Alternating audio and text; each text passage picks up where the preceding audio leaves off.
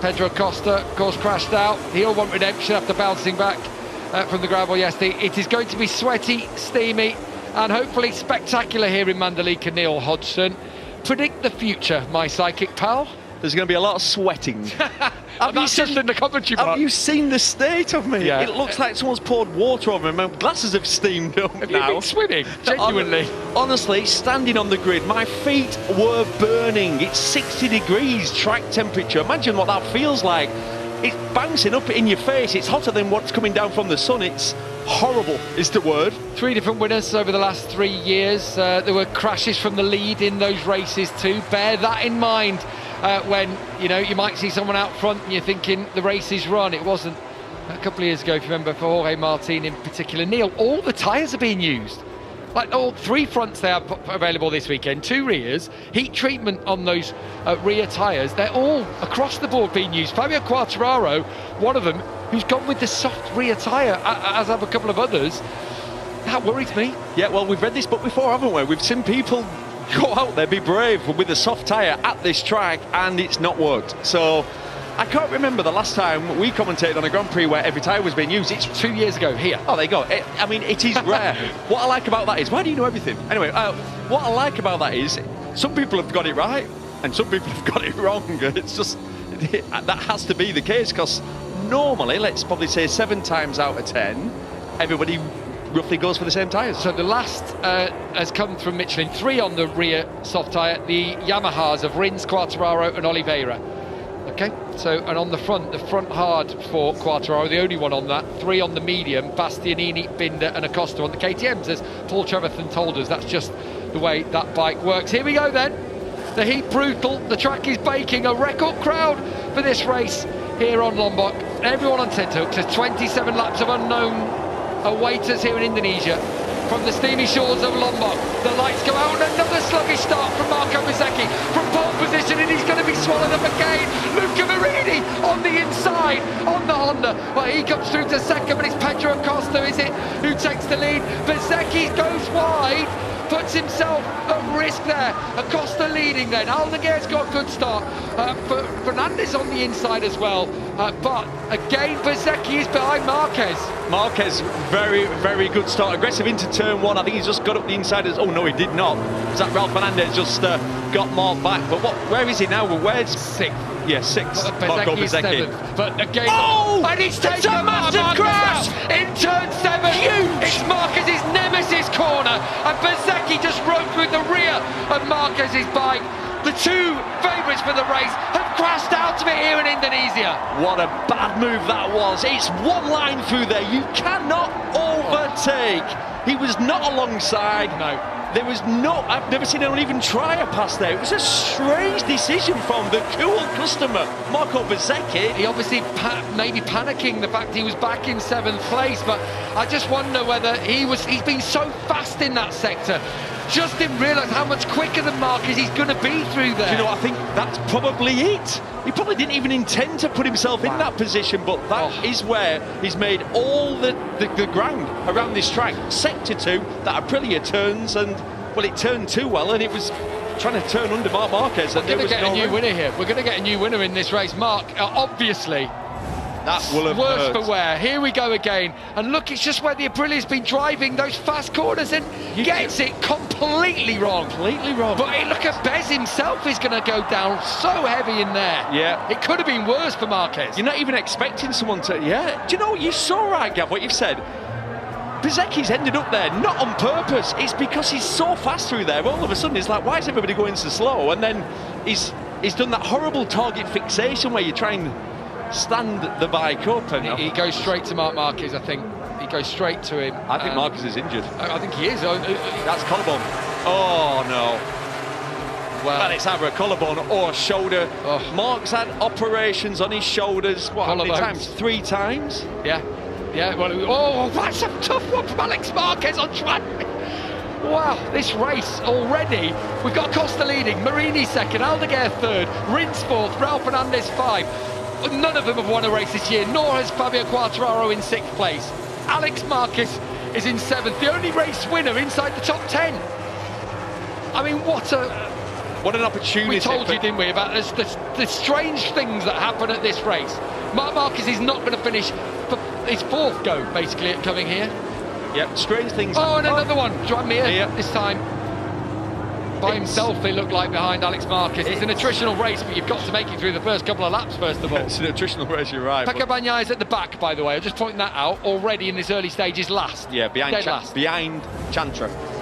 Oh, he's got through on Chantra. He's just got through on him. There's a move from Fernandez on Rins. And good to see Alex Rins at least able to battle today. He was pushed wide by Marc Marquez yesterday. His rejoin actually was a little bit sketchy, but unfortunately that cost him. Mark can't even raise his hand to get his helmet off here. Like I say, it could be a dislocated shoulder. Oh, he's had Yeah, them. yeah. It used to happen all the time. He used to pop them back in for Look fun. at this. It's so one line through here, and You can see do you know, actually, it'd have been better just opening the throttle with Bezzecchi and sitting Mark up. It was that hesitation. But like I said, I think he's Aprilia just hooked up and just pushed him forward. That's where they've been so strong, haven't they? Oh, it's his right arm as well. I mean, you just can't imagine what's going through his mind right now after One week everything. ago, 1 week ago, on top of the world, and it has just not worked all weekend, and he looks injured. Yeah. He will hate this place. We have learnt enough about Marc Marquez over the years to know that he's made of Teflon. He doesn't milk a situation, and that he's clearly an icon. What did he say about surviving this weekend? That was his aim on Friday. We've just got to get through, get ourselves to Phillip Island. Exactly. He was already talking about Phillip Island, Australia. So. Well, that now becomes a distinct possibility that he might not make it there. Right, Acosta leading in the race as we head on to lap 4. It's Luca Marini in second. He's got good pace.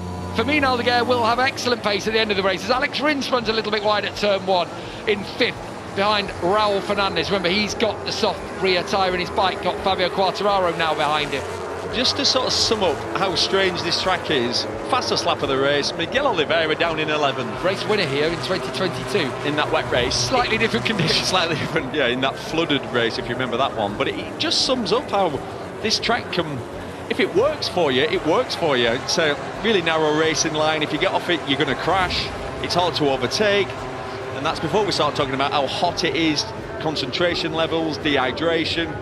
Or how that rear tyre there, the soft rear tyre in particular, Alex Rins, how hard it is to use it for braking into those hard braking zones. Here comes Aldeguer. He tried this one yesterday on Bezzecchi and he makes it stick Tell you that. on Luca Marini. That's some move. Yeah, that's about as beautiful as it could ever be. I mean, that is millimetre perfect. It wasn't dirty. It's firm, it's aggressive, but it's not over the line. And it was clean.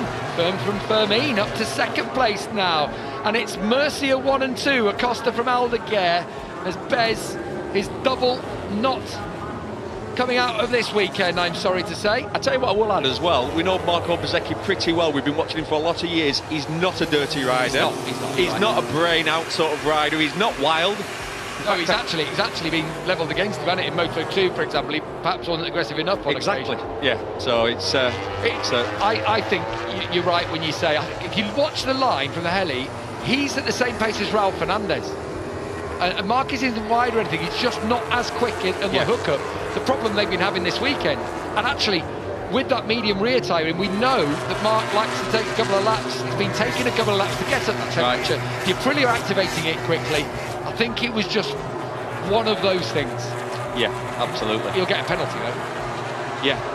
Looks like Mark's got a bigger one. Yeah, absolutely. With the end of your season, if it's operation time, and just again. hope it's not shoulder. Yeah. If it's shoulder, if it's a broken collarbone, that can be fixed relatively easy. If it's soft tissue ligaments, rotator cuffs. Well, look at Maverick Vinales not riding here this weekend with an ongoing shoulder injury that is just lingering now and worryingly so. From all the way back at Sachsenring from that qualifying crash. Exactly. He's taken off this weekend. He might come back in Australia. He might do well to sit at home. No Jorge Martin, no Ayagura. Martin with the collarbone, but won't be in Australia, hoping to be back maybe in Malaysia. And Ayagura was his hand injury from a very fast crash back when we were in Misano. We're on board here with Firmin Aldeguer. Now he is the top Ducati, the only Ducati in the top 6.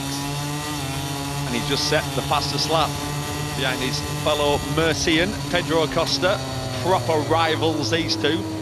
We are looking at the future of MotoGP with Firmin and Pedro. What's Pedro now, 21? Firmin's just turned 20. So, yeah, proper young guns, grown up together, raced together all through their careers. They were best pals. Were best pals. Yeah, I have to say, it's cooled a little bit over this year. It got a bit frosty. Here comes Aldeguer. Maybe a little bit too early there. Yeah. Well, in terms of cranking up the pace, you need to almost give yourself room. Too early, because it's one line, as we've found We've out. established that, haven't we? Here comes a move behind for Ralph Fernandez, who runs deep. Tell you what, Luca Marini is very, very difficult to pass. Aldeguer got into the dirty part. He was yesterday, wasn't he, for Bezzecchi? If you pass Luca Marini, he'll normally pass you back because it means you're going to go wide. That Honda stops well. And that's why Aldeguer did it in exactly. turn 12. He did a little cheeky one. Yeah, exactly what I was thinking. This is fascinating here because Ralph Fernandez has pace. And he's at the back. You're not telling me that we're going to be in a position where I'm going to be commentating on Ralph Fernandez winning the MotoGP race. For Trackhouse. Wow, yeah. good would it be for that team? It would be fantastic. We spend a lot of time with the people down at Trackhouse, the good people, and they've been desperate for a moment like this. It looked like it might be Ayagura bringing it. But I'll tell you what, Ralph Fernandez over the last few weeks has transformed himself. And podium yesterday, his best result yet. He is the sort of rider, Ralph Fernandez, it's all in the head. It's all in the head. You are so right. It happened in Moto 2, and when he got on a roll, you couldn't stop him. Just one crash in Misano cost him that title in his battle with...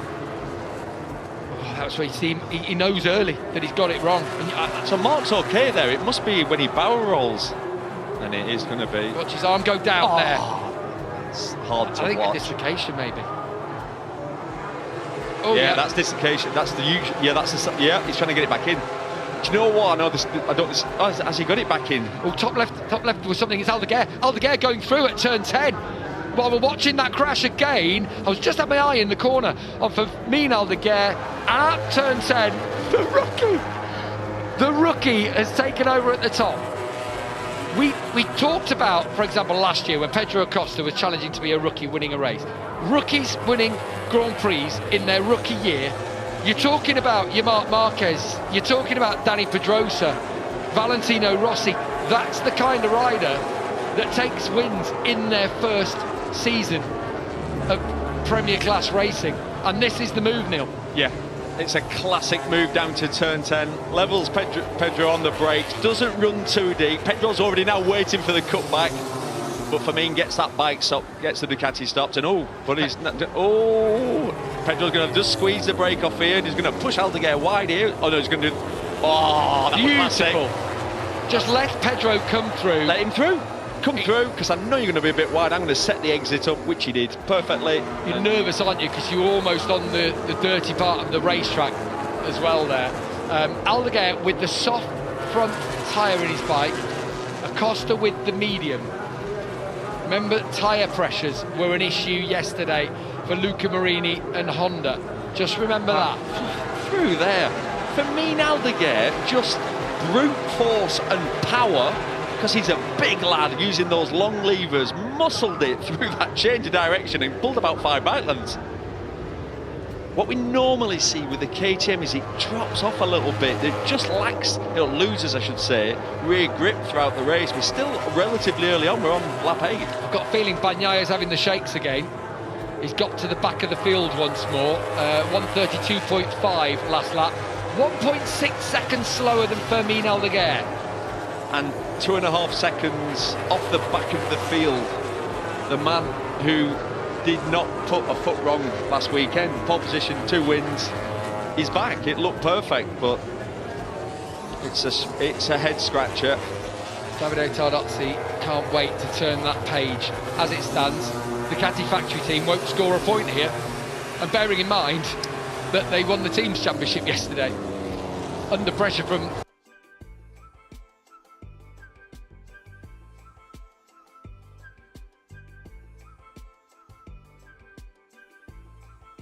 wow, that's Pecco Bagnaia. Unbelievable. And that is in the change direction. That's turn 17.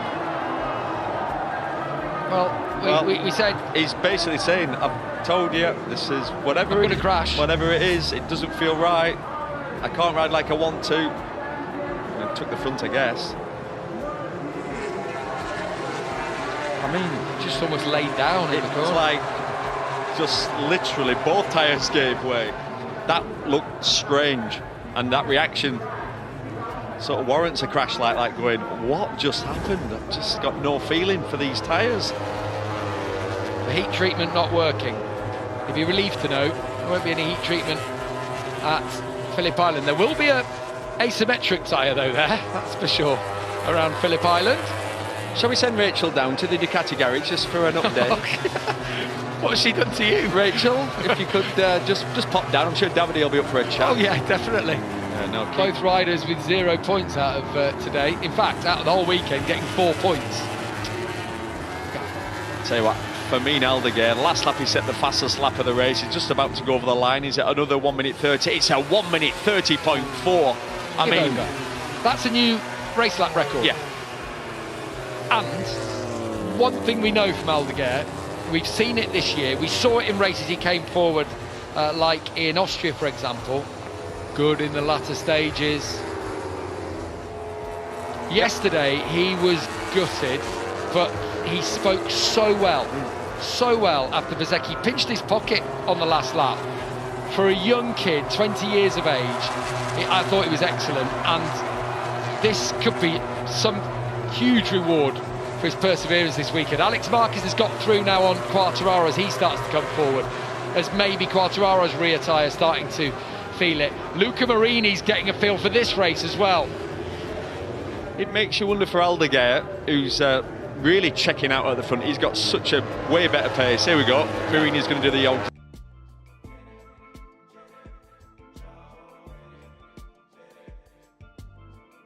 Wide. Yeah, but you know what? Sorry, Acosta, mate. I just think it's his scrap that is keeping him in this one. It's his fight.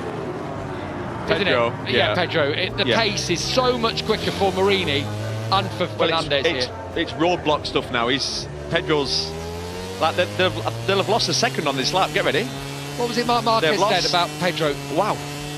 Look what they've lost on that lap. They've lost 1.3 seconds. Yeah. The gap at the front's now 2.5 seconds.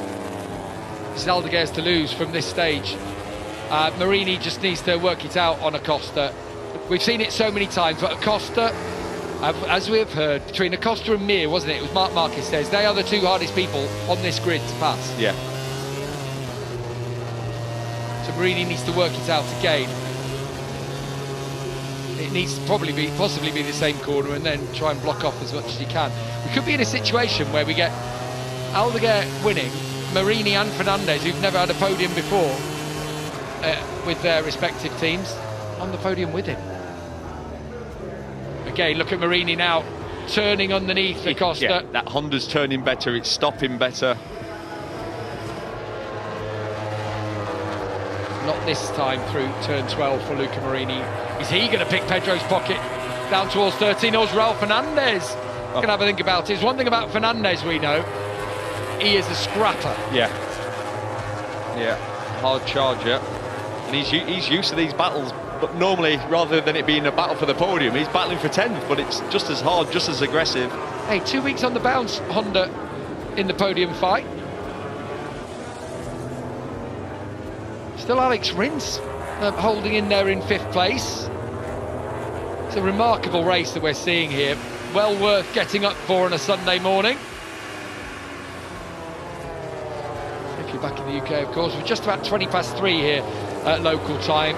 Not quite at the halfway point of this race. Go on, Aldeguer, I was going to say 3.3 seconds the gap. He will not be able to believe his pit board if he's looking at it. If he's looking at his pit board, he'll be thinking 3.3 seconds, I've just pulled another 0.8 of a second out. I'll be panicking now. You'll be like, am I going too fast? Am I burning my tyres out? He's got to trust his process, trust the pace. As Luca Marini trying to build one up into it. Doing the change of direction where we know that KTM can feel heavy. Is he on the wrong side there? I thought. Yeah. He's going to try and cut back. Rinser's closing in. Yeah. I'll tell you. Everyone is. Well, they're all bunching behind Acosta. Yeah, because, like I say, he's just hasn't quite got the pace, has he? Have you seen all the group? There we go again, turn 12. Now, Marini has to give it something. Yeah, there he is. He pulls tight. Does it? Oh, that is opportunistic for Fernandez. He's on the dirty part of the racetrack. Yeah, he's lost a load of time, hasn't he? Yeah, back into Rins's clutches and has all the work to do again. Now, Marini can hear that KTM behind. Pedro does not know his beat, does he? Of course he doesn't. He does not. Big putt, he's got nothing to fight with. No. In his opinion. Wow, and that's superb from Acosta. Brave in the extremes to hang on the outside. Marini should get the run down towards turn 1 again, but give credit to Pedro Acosta there. Well, on the brake, surely now for the Honda. No. We've said, haven't we, give Pedro Acosta a better bike, really, because that KTM just is struggling at the moment, and he could do wonderful things. How good was that? But that's just sheer desire and will and stubbornness. I'm not having it. No. And skill. Oh, a little bit of skill as well. No, yeah, all skill. Incredible. Tell you what, though, the whole field's now bunching up. That's what I said. It's one group. Back to Di Gian Antonio in 12. Sorry, we've got 11 riders battling for the podium. Is it Moto 3? If you haven't watched that, by the way. Right, yeah. You might not want to watch it. It's 18 rated, I would suggest. Alex Rins having a look at Raul Fernandez. Alex Rins, that is. Yes, Alex Rins I'm talking about. Did he not retire a while ago? No. He's been here. Has he been racing this year? He has, yeah. He's 19th in the championship. I feel sorry for him. He's not been fit. He's not got on with the Yamaha, to be honest. He's been struggling. It's just been one of those years. But also means Alex Marquez isn't far away from the podium positions now. Yeah, that's and now this is where the experience comes in. Faster than everyone bar Aldeguer. Yeah. But Acosta, take your hat off to him. Yeah, brilliant. Look at everyone. You know when someone's holding the riders up, because when you look behind, everyone's trying to work on their exit, so they're going much wider into the corners to get the slingshot. Yeah, it's like Pedro Acosta's at a gunfight with a wooden stick at the moment. But somehow he's keeping everyone else at bay. Today Bastianini's retired from the race. So with still we're about half race distance now, aren't we? 13.5 laps down, 13.5 to go. There's a lot of attrition still to get through. Fermin Aldeguer leads by 5 seconds. Even Marc Marquez hasn't won by that kind of margin this year. Who's your rider of the race? There's your QR code, bottom right of your picture. I mean, there's a lot you can pick from, I have to say. Yeah, I always think it's way too early to be putting that on the screen. I don't think Bez will be getting too many votes today. They will be, off all the Marquez haters. Maybe. I don't think even they would want Marc Marquez injured. No, they would. So, Marini, the changes of direction, he's quicker than the KTM. In the braking zones, he feels quicker than the KTM. Seems to get off the corner better than the KTM, but the problem is there's a KTM in front of it. Well, with a rider on it, that's pretty stubborn. Here comes Fernandez now, oh, and it's can one he of get these. It stopped? He's going to go wide. Oh. Marini will try and turn under. Fernandez, I'm guaranteeing he will stop it. Oh, and he lifts Marini up in there, and Alex Rins comes now up into second. And they rejoin with Quartararo, with Marquez in there. Alex Marquez now on Raul Fernandez into turn 1. Raul Fernandez just got a little bit too feisty. It just shows how difficult it is to pass. I mean, Fernandez has sat there for how many laps? 10? Waiting, then thinking, I think I've got half a chance into here. And it was half a chance, but the reality is you can't squeeze the brake anymore because you've gone to the dirty part of the track and then there's contact. Yeah, I mean, that's the mitigating circumstance in all of this, with Marco Bezzecchi earlier, with Fernandez there, for example. That racing line, look at it, you can see from the heli, look at that black line is where the rubber's been laid down on this circuit. Off it, it's like marbles, it's like they're riding on the beach. And yet, to make a pass, you have to. Go all there, or just get onto the edge of this rubbered up line. There we go. I mean, look at it. This is just chaos. How someone didn't go down there? Both of them, in fact, they did pretty well. I mean, the rejoin as well. Big contact. Yeah, I feel for Marini in that one. Tell you what, Pedro Acosta's going to see his pit board saying like +0.3 Rins, and they're like, what? I know obviously Rins qualified well and his race pace was okay-ish, a bit wide there. It's having a late apex, but isn't it funny how muscle memory kicks in? You're Alex Rins now, and it's like, no, it's all right, I belong here, I know what I'm doing. Yeah, I'll remind you about Alex Rins, 6-time MotoGP race winner, 18 podiums in his career. And Marco Zecchi is joining Marc Marquez in the medical centre.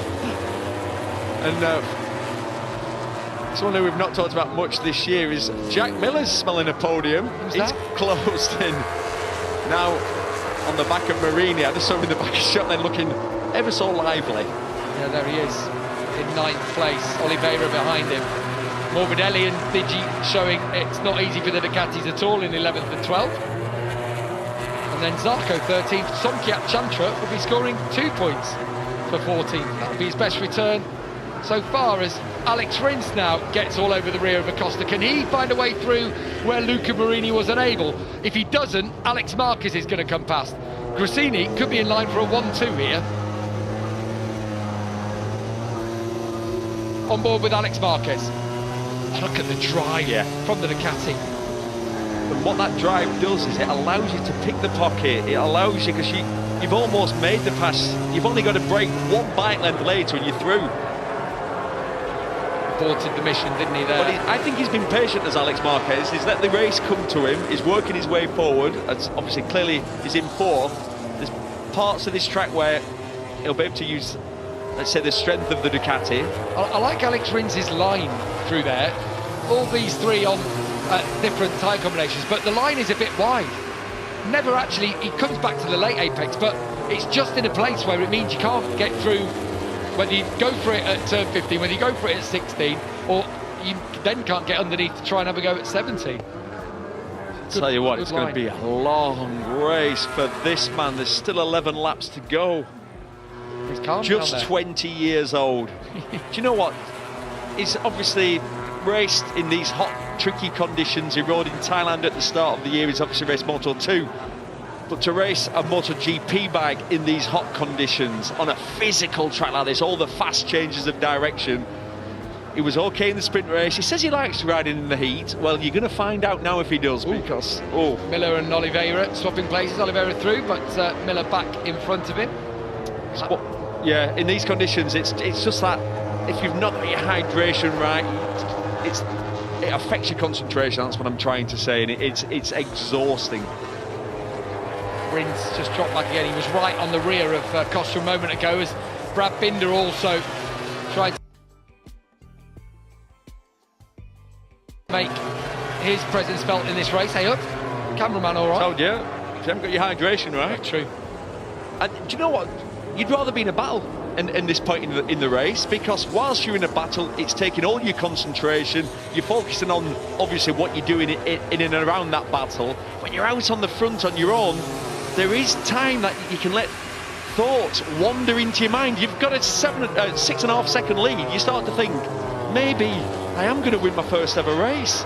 And then you're like, oh, you know, and just like I say, you lose concentration. So it's a real tricky period for your leader right now. Pedro Costa just set his personal best lap of the race. Sandbagging. He has not been, but he's found something as Acosta here. Found a direction to go in. Ralph Fernandez has recovered his mojo. He's there in 5th, still ahead of Quartararo. Binder then in 7th. Marini's the one I feel for. Yeah. Really an innocent party in it. Yeah, you feel like we're having a slight lull now. It's like the calm before the storm, isn't it? Where everyone sort of gathers their breath with 10 laps to go. And also when the tyres then start to really drop off. And drop off, yeah. I'm thinking of Rins on the soft rear tyre. I'm thinking of Quartararo on that soft rear tyre. The soft front tyre that's being used by the likes of Aldeguer and Rins and Alex Marquez, it is a harder construction than it has been in the past. It's not soft as such.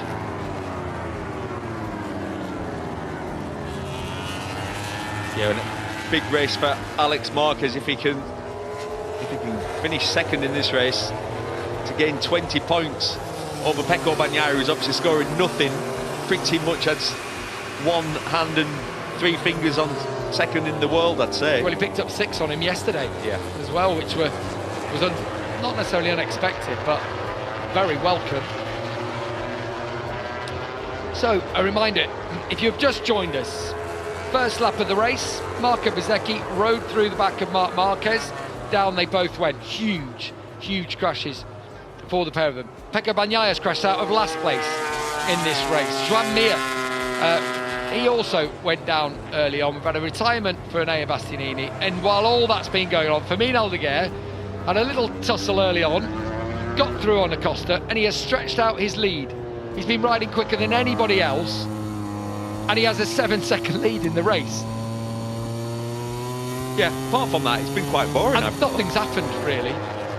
Pedro Acosta's been scrapping left, right and centre, particularly through here with Alex Rins. Now Alex Marquez can also think about it. And while Acosta and Rins do battle there, so Alex Rins is up to second place now. For now.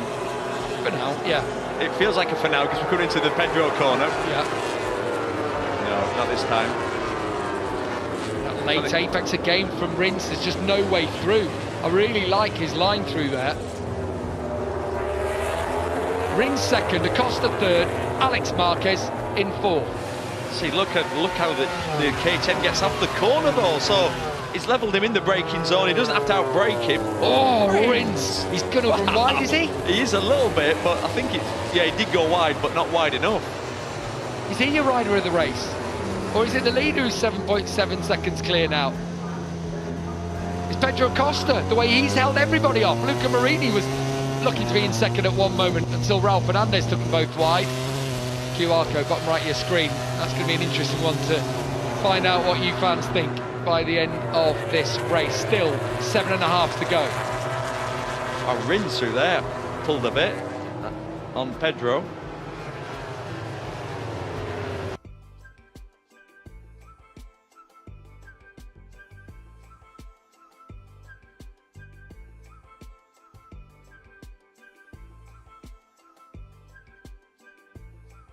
I passed him here towards 13. Surely no way through here. Alex had a crash in 12 and a crash in 13 already this weekend.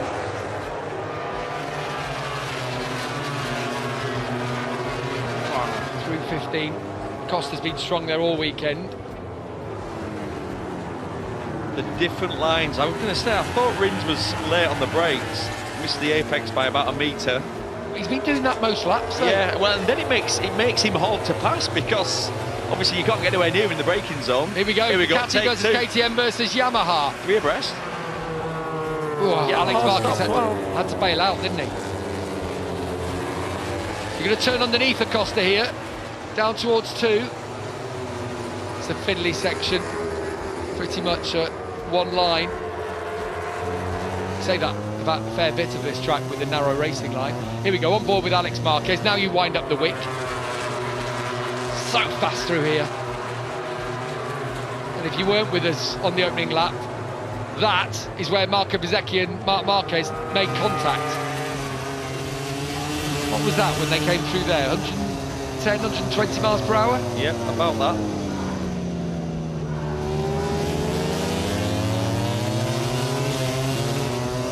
Rins is just gapping Pedro ever so slightly. What a turnaround in fortunes for him. Alex Rins, best results that he's had this season. A big 10th place back in Germany. Unreal. See, Pedro closes up, but this is where Rins brakes a little bit later and goes deep into this last corner, so it doesn't really give you the chance to get up the inside. Complete different lines. Is he going to try and block past him into the last corner? No. That's one that can come late on though, isn't it? 6 to go when they cross the line. I can see Alex Marquez trying to work this one out as a big wheelie for Alex Rins, but that meant that Pedro had to get out of the throttle. Yeah, and what did Rins do? Really clever there. He then blocked him, basically. You're allowed to do that. You can't weave too much, but he realised he made a mistake on exit, so drifted across. And meanwhile, everyone's closing in behind now again. Brad Binder's going to... How long have we got? 6 laps to go this time. He's into 6. Raul Fernandez is he's got his second wind. This is the battle for second 9 seconds now behind Fermin Aldeguer, the rookie. See, Alex Marquez is so fast through that part, but it's one line, he can't get through. Look how close he is. Here he goes. Can he get it stopped? Not easy to pass Pedro Acosta. He's going to try and turn underneath him, but Alex has had the drive here over the last couple of laps, and Alex up to third.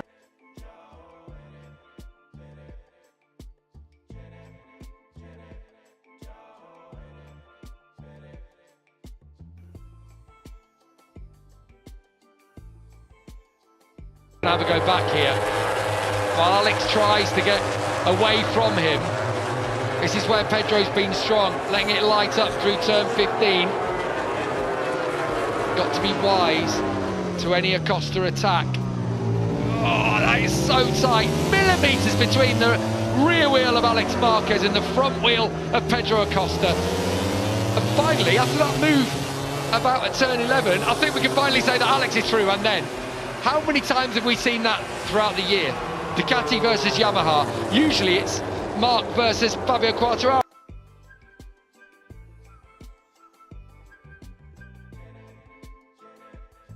Season up in one sort of overhead helicopter shot. That's the complaint that all the riders say. That's the reason Honda have invested all that money into making a V4. So Alex Marquez making it a Gresini 1-2.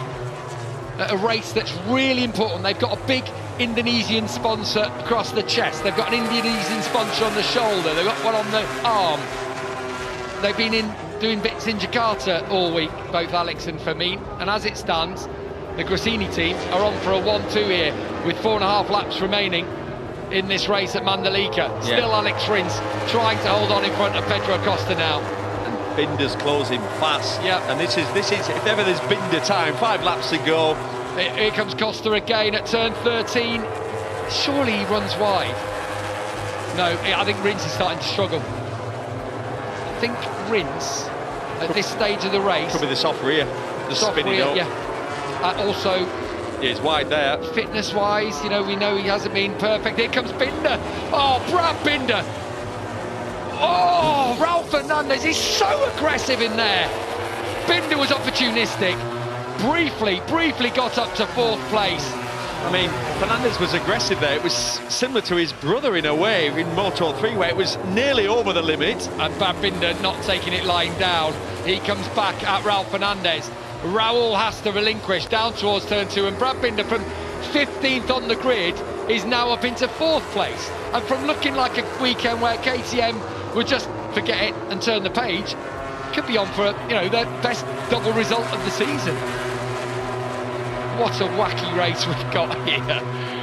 It's wild.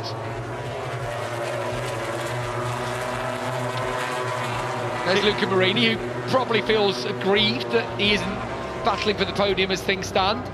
Jack Miller and Fabio Quartararo are there ready to pick up any pieces. I remind you that Miller of the Yamahas is the one with the medium rear tyre on. Quartararo and Rins got the soft, and here comes Marini on Alex Rins now, who is suffering. Well, I feel for Alex Rins, but has reminded us of just how talented a motorcycle racer he is. As now Miller succumbs to the 2 VR46 Ducatis. Yeah, the Yamaha sort of trio are working their way to the back of this group, unfortunately. Yesterday, the line from Digi about Frankie Morbidelli was about idiotic moves from his teammates. They're both scything through. We'll probably be thankful for some of them, because it might open the door for him coming through. Yeah. 9th and 10th for VR40. Oh, Jack's down. Yeah. Just got passed by the 2 VR46 bikes. And down he goes at turn 16. Yeah, I think it's fair to say they don't get on the VR46 squad. They have knocked lumps out of each other on numerous occasions this year. Tell you what, Pedro's just set his fastest lap of the race. So much for that KTM not holding the tyre. Actually, he'll have sit on his pit board.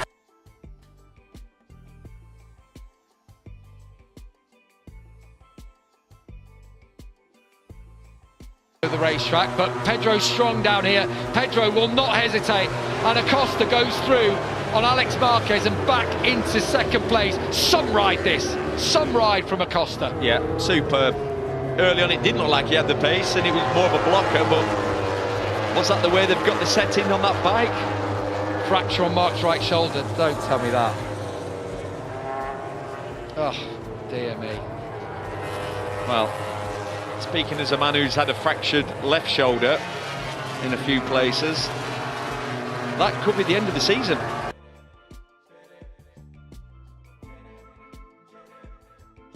Portugal and Valencia, I mean, if there's surgery needed on a broken shoulder, that is your season done. Well, as they cross the line, there are 2 laps to go in this race. 9 seconds. Just between a 9 Acosta, just a 9 seconds between lead. Acosta and Aldeguer. The Murcia Tribune and Herald will be getting a bit excited, won't they? A 1 and 2 for a tiny little province in the southeast of Spain. One of them a rookie. Yeah. And do you ever feel like this is not going to be their first ever 1 and 2 in a Grand Prix? There's going to be a few, aren't there, over but the years? I'll tell you what, Pedro Acosta, you might think he'll be celebrating a second place finish, but he'll be annoyed that the younger Murcian is the first rider to win a MotoGP race. You look at the side of Aldeguer's. Do you see the left-hand side of his tyre? No, was it just destroyed? Yeah. Tell you what, he looked slow around that corner. I thought it was like he's backed off a bit. Yeah, scraggy. The left hand, I think I've seen it on a few actually. It's a right-hand asymmetric tyre actually to deal with a lot of these fast corners. Here comes Marini now on Fernandez, who's just suffering. What might have been for Luca Marini here. In terms of pace at the moment, he is quicker than anyone on the racetrack. Or maybe Quartararo. Ooh. Quartararo having another little moment. I'd tell you what would have been interesting to watch if we just watched the VR46-2 squad, because I saw them side by side in the back of shot. How many times they passed each other? They had a talking to last night from Pablo Nieto and Alessio Salucci. Yeah, that worked. Knocking lumps out of each other again. So it's going to be a long lap for these two. Your friend and crew chief, yeah. Frankie's definitely don't look calm. He's closed his eyes there. I can hear his heart beating from here.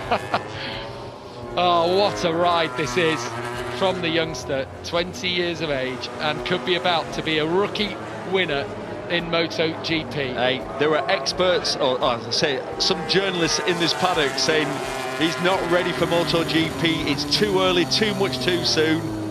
But I'll tell you, the people that I respected all said this kid is super talented. I've never seen him on a Moto2 bike. I remember you speaking to Luca Boscoscaro, we had a discussion about him. When he was 16 years old and he was battling at the front of a Moto2 race, and I'm like, wow, this kid's got ridiculous talent. He's just got something. He's got something, hasn't he? And it is very, very natural. It's raw. He's a rookie. Here comes Marini now. Oh, I thought he was going to have a go then at Binder. That's for 4th place in this race. No silverware perhaps for Luca Marini unless something happens in the final few corners. What might have been, I think, for Luca Marini today, a good ride nonetheless. But let's talk about this rookie. Heartbreak in the sprint yesterday, but he's the hero on Sunday for the Gresini team. He takes victory in the Indonesian Grand Prix. What chaotic scenes we've had today. Pedro Acosta is second for a Murcia 1-2. Alex Marquez makes it 2 Gresini bikes on the podium in 3rd. Brad Binder holds on to 4th ahead of Luca Marini. Raul Fernandez is 6th. Quartararo is 7th. But Neil, redemption after yesterday. He led the whole way in the sprint. But today he's won. Okay, it was 7 seconds across the line. But that is, you know, a win by a country mile. Yeah, I mean, I'm speechless. In fact, no one got near him. And if you look at the other Ducati riders, I mean, everyone struggled this weekend. His experienced teammate had nothing for him. I bet he's absolutely